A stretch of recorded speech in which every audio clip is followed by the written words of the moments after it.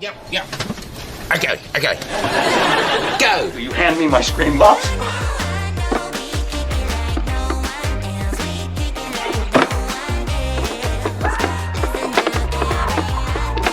Now go. Good morning, everyone. Welcome to the probate court. My name is Judge Hesslink. We'll be starting on the morning docket. First case on the docket is that involving Ed Blom, file 25-1126-GA. Who do we have from the Blom family? I see Mr. Blom is present. Who else is present for the Blom family? Attorney Jessica Data-Schultze appearing on behalf of the petitioners at this time. So, All right. I'm Christine Greider. I am Ed's eldest daughter and co-guardian and co-conservator. I'm Betsy McKenna. I'm Ed Blom's daughter. Thank you. Ms. Data-Schultz, who are you representing again? well, I currently was representing the guardian and conservators in this case, Matthew Blom and his sister. They filed a motion to terminate. We are absolutely prepared to withdraw as counsel. Make a recommendation for MDHHS intervention, but we do have a attorney fees and cost motion that we will need to be submitting for services incurred and yet unpaid. You're not prepared to do that today, right? Not at this time, Your Honor. No. We will All be right. shortly. It'll be coming in with we were just waiting on an updated affidavit from our accounting department. Okay. Is Catherine Blom present? She should be shortly, Your Honor. All right. Well, at this minute, Mr. Blom, I'm going to take some testimony from you. Why don't you raise your hand? You swear to tell the truth, the whole truth, and nothing but the truth, so help you God? I do. All right. I've received a petition to terminate the conservatorship, and I assume that the guardianship is what you're asking for. Can you tell me why you want that? Apparently, he's not hearing me. No, it froze up for a minute, but go ahead now. Oh, I said they're not doing anything for me here that can't be done for me at home. Who do you have there that's recommending that you go home? My wife. You don't have a wife. You're divorced. Yeah, right. Well, that'll be recommended as soon as this guardianship thing is settled. So We're who gonna at remarry. who at the facility there is recommending that you go home? Nobody, Then why would I want to send you home? because that's what I want. Why would I You want wanted to stay home before, and you had fell and hurt yourself a number of times and had to go to the hospital. I fell and hurt myself once, and it's kind of snowballed since then. Mr. Blom, we went through this about 6 months ago. That's why you're in the place that you're at now. What's changed? I have no idea. Neither do I. That's why I'm asking you what's changed. I need to have some reason to move you from where you're at. Because there's nothing wrong with me now. What was wrong with you before that got you to where you're at now? I don't know. I was misrepresented is all I can say. Other than your ex-wife, is anybody else asking for you to leave the place that you're at now? No. That Isn't should your be enough. ex-wife, isn't your ex-wife the one that didn't take care of you at your house? No. That's what seems to me the reason that you had a guardianship to begin with. Anything else that you want to tell me, Mr. Blom? Yeah, I've got a lot of things I could tell you. Oh, I'm listening right now. Well, for one thing, I can't leave the building. Who said? The management here, they won't let me go outside. It's the middle of winter. I have warm clothes. Where are you going to go? I was going to go to the car waiting in the foyer for me. Who was going to pick you up? My ex-wife, And where was she going to take you? somewhere to eat, and then bring me back here. Is there someone there right now that will confirm that they wouldn't let you go out to eat? Yes. Who's that? I'm Kim. I'm the social worker here. Hi, Kim. What can you Hello. tell me about his claim? All I know is that the ex-wife has tried to see him on multiple occasions. I know there's been conversations about her not being allowed to take him out at this time. So it's not that he can't go outside, it's that he's not supposed to go with her. Correct. All I right. can't go Mr. with Blum? anybody. Your That's Honor. not what she said, Mr. Blum. She didn't say you couldn't go outside, you couldn't go places, you just can't go with your ex-wife because she's the one that got you in trouble. You're making a presumption. No, I made a decision already. I said your ex-wife wasn't a party to this case, and she's the one that didn't take care of you at your house. That's why you had to go into guardianship care. She took care of me at my home, our Not home. very well. Well, she can't help what happens to me if she's not at home at that moment. She was there, and she didn't call anybody to come help you. You had bed sores because you were laying in the chair for so long. You had bruises because you were hurt and she didn't call anybody for any help. I don't remember having bed sores or bruisers. Well, I do. You didn't see them. I heard about them. I had testimony about them. Well, testimony and heard about them are different than seeing them. That's called facts. It's called facts in court, Mr. Blum. I can't argue with the judge, I guess. Well, you can, but it's not going to get you very far. That's my point. So it sounds like you can go outside, and they're not stopping you from going outside. They're just stopping you from going with your ex-wife. So what's your next concern? Why would they stop me from going with my ex-wife?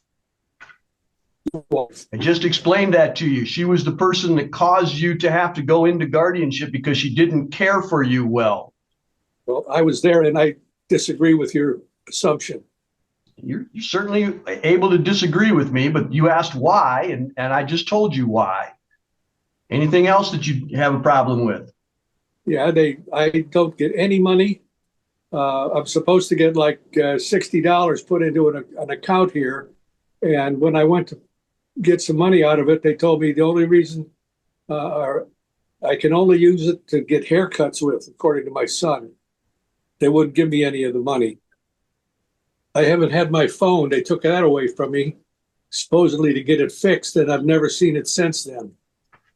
As I understand it, your phone doesn't have a charger. Do you want to buy a charger for it? I would if I had the money, but I don't have any money either. Okay, I'm going to ask them about that in a minute. What else do you have a problem with? Yeah, my ex-wife, Kathy, is not allowed to visit me. We just talked about that. There's a reason for that. Any other issues? Yeah, my children do not remember me on my birthday or my Father's Day or Christmas, or except for Christine has sent me a Christmas card. Betsy has not visited me since 2014. That was long before I was interred here. Okay, what does that have to do with whether or not you need a guardian? Excuse me, I've got to sneeze. Well, maybe it's a little concern and care for me would indicate that I'm being taken care of. Right now, I'm not being taken care of except here, but I got 3 hots and a cot, and that's it. Well, they're listening right now. I'm sure they heard what you just said. Any other reasons why you think that the guardianship should be taken off? Yeah, my kids are taking stuff out of my house without permission. They've sold my car. They've sold my riding lawnmower. They've taken my medals and awards when I was in the Navy. You know, what am I going to have left? A brick house? Do you still have the house? Do you still own it? The bank owes it because I haven't made any payments on it because my kids take all my money. So do you have a house, Mr. Blum? I answered the question, Judge. I would if I had the money. I don't have the money because my kids are taking the money. They're having my mail redirected to my son, and he doesn't give me a time of day. I asked Kathy to go to our bank, Fifth Third, downtown Gaylord, and ask for a credit card for me. So when something comes on the TV that I want to order, I could do that. Well, next thing I know, the state police is calling her and saying that she's, I don't know, absconding with my millions. They say I don't have a wife because at one time she filed for divorce, which is granted, and 2 days later she wanted to remarry, but they wouldn't let her because not enough time had elapsed. I don't know why she's not on here right now. She knows perfectly well about this meeting. Give me the. Any other reasons, Mr. Blum, that you want to have the guardianship terminated? Yeah, I can take care of myself Where are you going to live? in the house that I have that I can pay for if I get the money that I'm supposed to get. Do you know how much you owe the bank? Mr. Blum, do you know how much you owe the bank on the house? Not specifically because I don't get any statements from the bank. They're all intercepted by my son. All right. Anything else you want me to know, sir? It's like being imprisoned. I got a 10 by 10 foot square room. Like I said, I get 3 meals, such as they are, and a bed. And that's it. If I was in my own home, I could have more freedom. I have 2 dogs. I have a woman that will be my wife if this whole shebang is dropped.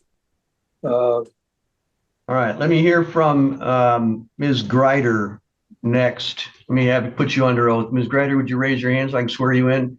You swear the testimony you're about to give will be the truth, the whole truth, and nothing but the truth, so help you God? I do. All right. Let's kind of go through these issues that your dad has one by one. The first one, he says that he doesn't have any money. Can you tell me a little bit about that? The Medicaid application allows for him to have $60 extra per month after the Metalodge is paid. And I've asked my dad repeatedly to tell me what he might need, and he has not shared any needs with me. I have sent him packages on Father's Day, on his birthday, on Christmas, and in January I sent a pair of sweatpants because I felt like he just needed some replenishing of clothing items. We spent our own money to fund an account. My sister and brother and I all chipped in and sent money for him to have haircuts available to him. I'm happy to meet whatever other needs he has with those $60. Plus, my husband and I can be generous also and help him with things he might need, but he hasn't shared any needs with us. What kind of contact do you have with him on a regular basis? I did supply the court a list of things, a list of interactions I've had with my dad. It includes Zoom quarterly care meetings with Metalodge, with my dad and staff, that my sister and I have been on every one of them. My brother and my husband have also joined as able. I've had phone calls with him 2 or 3 a month until recently when he just hangs up on me. I visited him in August. My sister visited him also in August. And my sister's husband visited him in person in October. So personal visits from my sister, myself, and my brother-in-law, Zoom meetings every quarter, sometimes more frequently if he's been in the hospital and he comes back, and regular phone calls, also sending packages.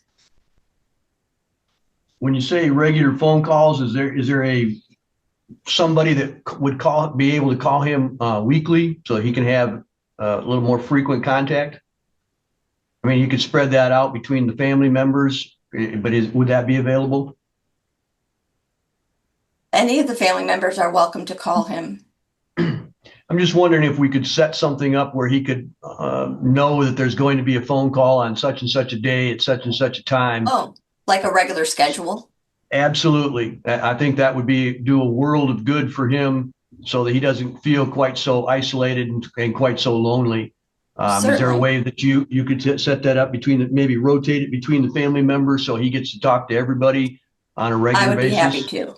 I set up a Zoom call at Christmas so that he could speak to his grandchildren. They had a half-hour Zoom meeting. That's a great idea. I can't think of anything that a grandpa loves better than talking with his grandkids, speaking from personal experience. So I think that would be a wonderful way to go there as well. And then if you could have some, even just once a month, a card, a letter, a whatever from somebody, maybe if you had the grandkids start doing that. I don't know how old they are, but if they could write something, send a photograph or do whatever, just so he knows that he's got people at home that are thinking about him and talking with him and engaging him. One of the worst things in the world when you're cooped up is feeling like the world doesn't know that you're there. So I think if we can get him some frequent contacts, whether that's over the phone or in writing, and maybe a little bit of both, I think that would be wonderful. Yes, sir. Also, I'm in the process of moving him to North Carolina. He has a PASSR pending currently, so that he can be, my sister and I together visited a place that we felt was very acceptable, clean, modern, wide hallways, well lit, courtyards. It was very nice. And they do take Medicaid. So we are currently waiting for all the paperwork to get completed. And then I'll have to apply for Medicaid in North Carolina, and we'll move him down here where almost all his grandchildren, all his great grandchildren, and 2 of his 3 children live so that we can visit him regularly. So I mentioned that to my father, and he said he didn't want to come. But in the meantime, he calls, and when I do talk to him on the phone, he says that he, doesn't like being there and he doesn't get to visit with folks. So I'm trying to resolve that problem for him and get him close to family. So that is underway. That sounds like a great idea. Any time frame available on that? So the PASSR was applied for in January, and was it January or December, Betsy?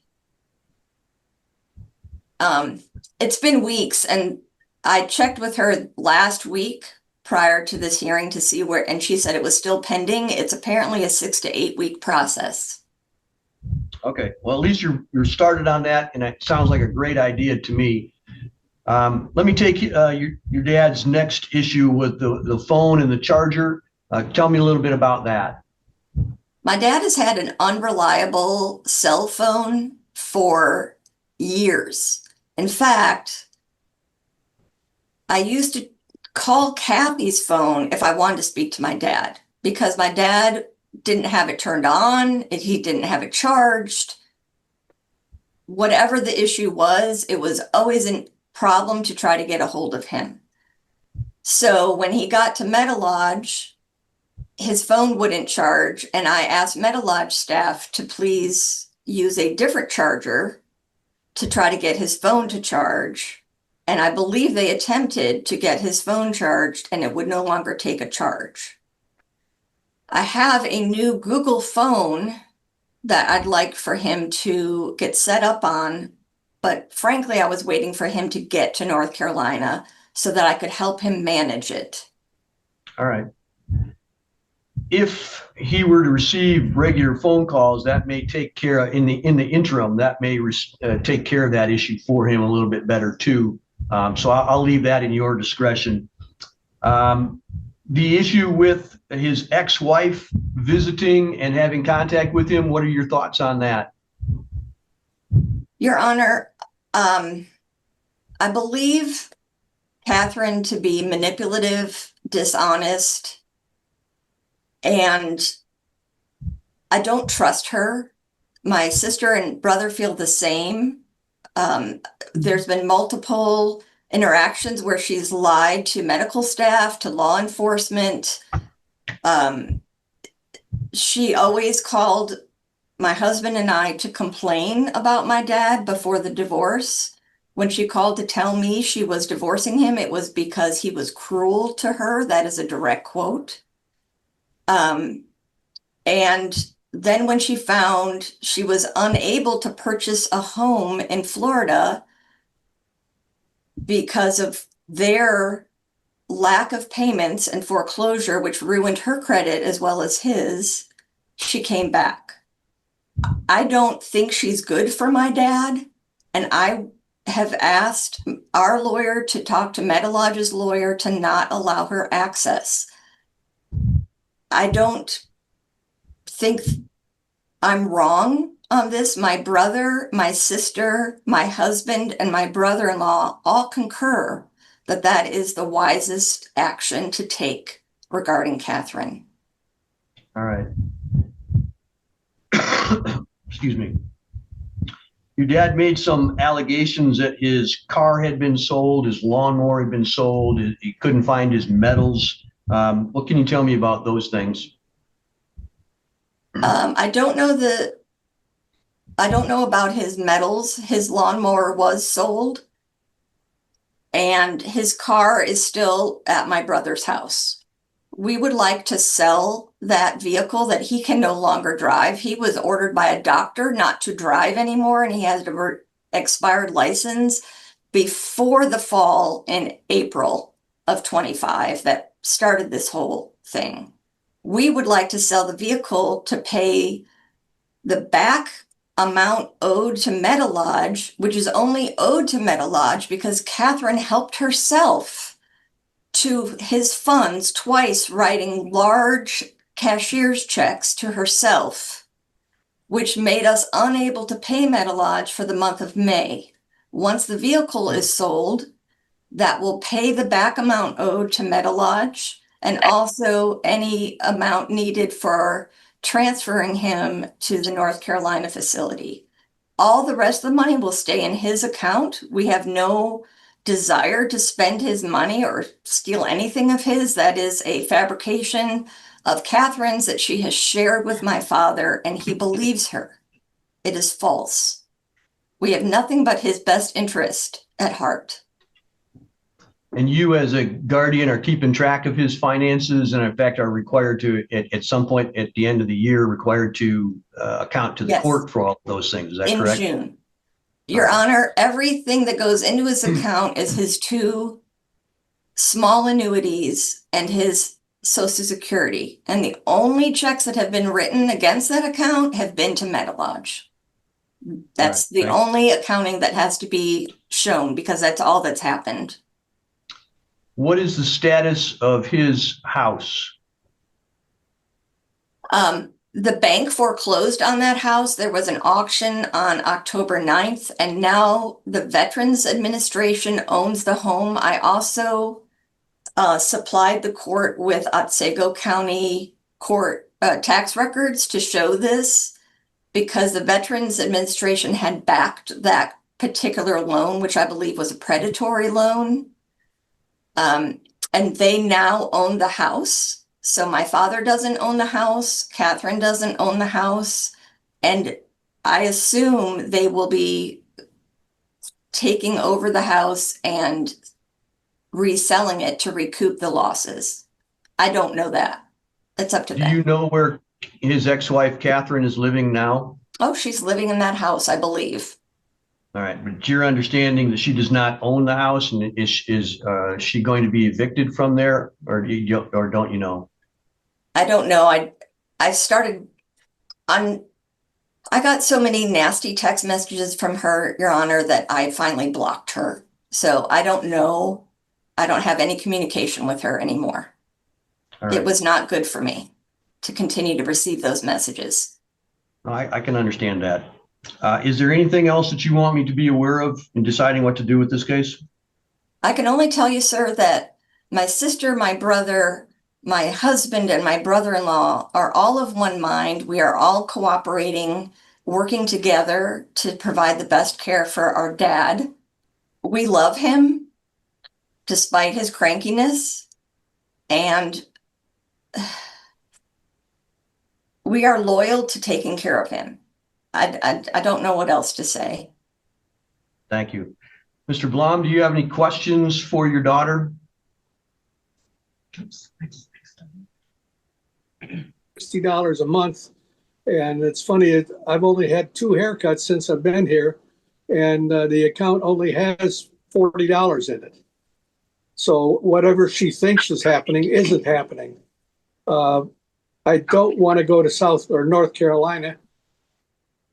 I don't. Why would you not want to be with your kids and your grandkids? In the Royal Oak or Oak Park or whatever area that I can visit or come and visit me. Whereas 2 of my kids live in North Carolina and one lives in Fenton, and he's never been to my house, ever. As far as my wife lying, that's fabricated. She doesn't lie. She's a Christian woman, and so frustrating talking about somebody that lies to you and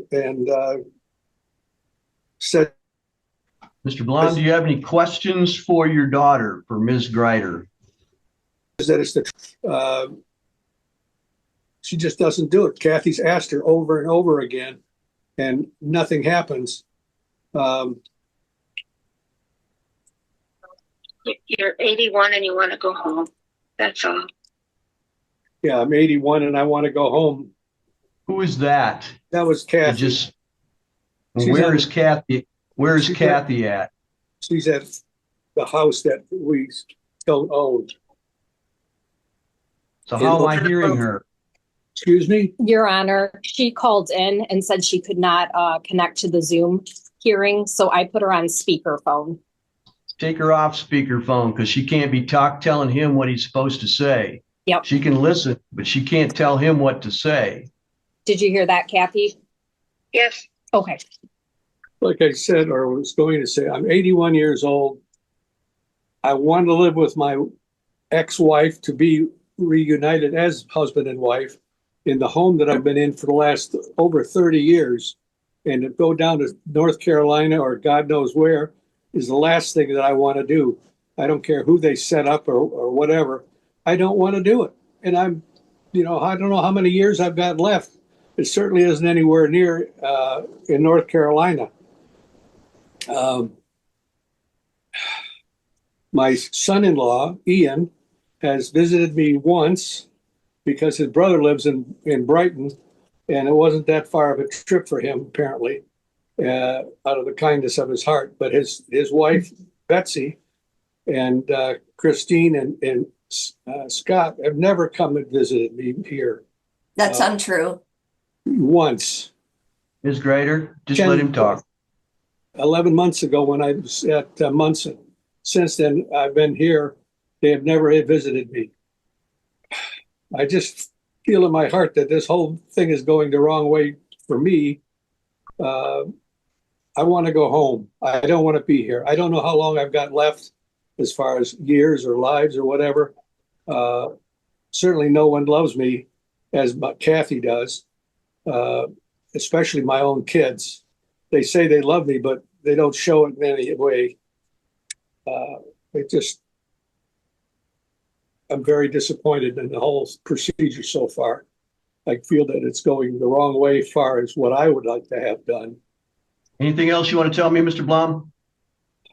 Nothing I can think of right now. All right, thank you.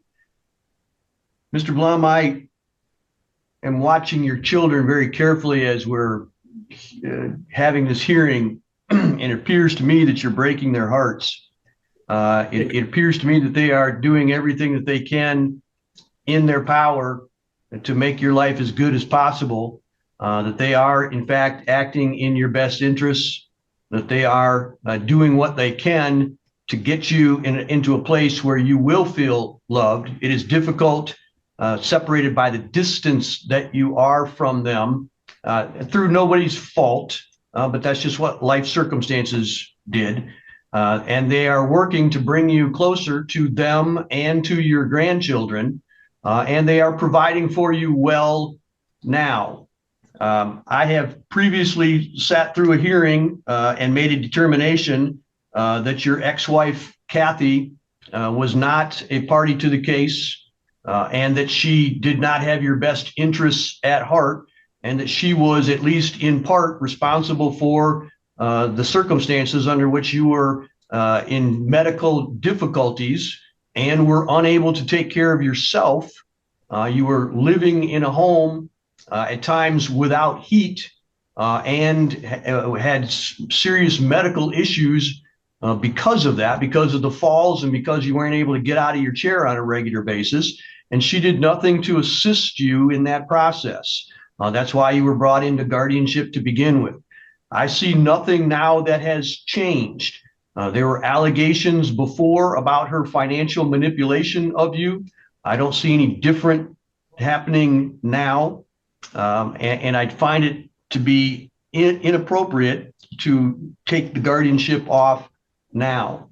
I've asked your kids to increase their contacts with you, and they've agreed to do that. And they've agreed to make sure that you have some funds with which you can make some purchases, to make sure you get your hair cut and maybe get a phone charged. And then hopefully you'll be down to North Carolina and with your kids, and they'll be able to see you on a regular basis, in person, unlike what they can do now. It does appear to me that they are having more contacts with you than you currently recall. And that's unfortunate that you don't recall them, but it does appear to me that they are having more contacts, and you're simply not understanding it or not realizing it, which is, again, one of the reasons why you're in the home and the facility that you're in now, because you don't always understand what's happening in reality. And that's unfortunate, but it is a reality here that I have to deal with. So for all of those reasons, I'm going to deny. I'm sorry, what's that? I said, can I respond to some of these allegations? I gave you a good opportunity to already do that, sir. All right, but then you brought up some more. You say, what else would you like to say, sir? What else would you like to say, sir? My kids do not respect me or would take care of me the way Kathy would. As far as my wife, should Kathy have to rent a car to come and visit me when my son has a car, my car, sitting in his driveway? What's the purpose of that setup? He sold my lawn tractor. Why? Somebody still has to cut the lawn. Right now, I've got a very nice neighbor who shovels her walk. Kathy does not lie, and Christine is lying, saying that she does lie. This whole thing is being manipulated, I think. And as far as me staying here, or going to North Carolina, I would just as soon kill myself than go to North Carolina or eventually stay here. This whole thing's a farce. Mr. Blom, those kind of statements don't help your case. Well, that's too bad. That's how I feel, okay? As far as me remembering that I've been visited, that's a lot of baloney. I don't get phone calls. I don't get visits. Christine makes this up to make it sound better, but it's not true. Mr. Blom, Mr. Blom, let me ask you a question. Why would your kids lie to you? Serves their purpose, doesn't serve mine. What purpose is that? What purpose is served by them lying to you? I have no idea. That might be a place to start thinking about it then. If they have no reason to lie to you, maybe they aren't lying to you, and maybe you aren't seeing what they are seeing. I find it incredibly difficult to believe that all of your kids, not just one of them, but all of your kids would get together and try to lie and then say, but we want to bring you closer to us so that you can see your kids and your grandkids and your great grandkids. That makes absolutely no sense to me at all. So I have to believe that they are trying their best to do what they think is best for you. Now, that doesn't mean that you have to agree with everything, but it does make me think that you aren't thinking clearly when you don't have a reason for them to be lying and they're trying to do things that will help you. How about cash flow? We already talked about that. There's a limitation because of Medicaid about that. And she said that she's going to try to get you some more funds. What are you doing? That doesn't sound like she's trying to keep it away from you. And she's certainly not benefiting personally from all of this. I don't know that she is or isn't. Why would you suspect that she's trying to take money away from you? Because I only What has she done? What has she done to make you think that? Because I've been here 10 months and I only have $60, or 2 weeks ago, I had $60 in my so-called account, and it was only for haircuts. Since then, I've had a haircut for $20, so I assume it's only $40. The rest Who told you it was only for haircuts? My son. There's a stipulation on my so-called savings account that I can only use it for haircuts. I don't know that. Well, I can't help what you don't know or do know. All I can tell you is what I found out. All right. Anything else, Mr. Blum? Yeah, I'm 81 years old. I want to live in my home. I have 2 dogs. I have a wife, or a woman that will be my wife again, who loves me, will take care of me. And whatever Christine has just said about her is a total fabrication. Thank you, Mr. Blum. Yeah. I wish there was another way to say this, but I believe that you are mistaken.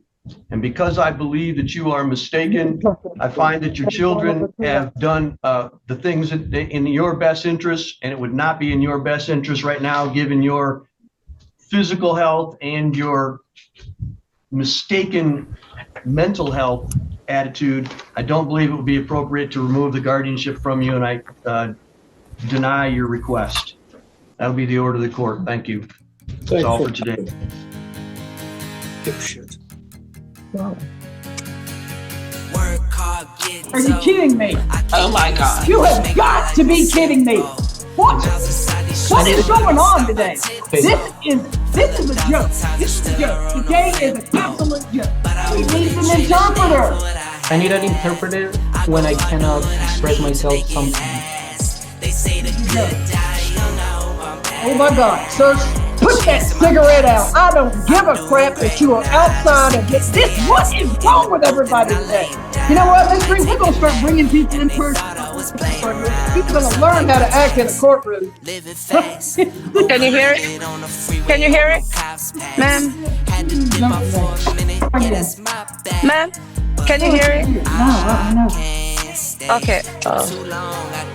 I have no patience for that.